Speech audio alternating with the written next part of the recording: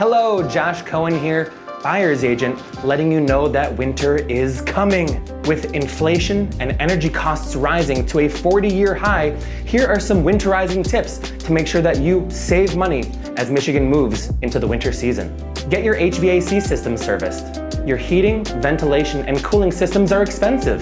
A new furnace can cost between $4,000 and $8,000. Make sure to have an HVAC tech inspect and service your systems every fall, and make sure to change furnace filters every 3 months during the winter. Air leaks are money leaks. Your heated indoor air could be escaping through poorly sealed windows and doors, so make sure that all of your seals are in great working condition and that your expensive heated air isn't escaping and freezing air isn't getting in.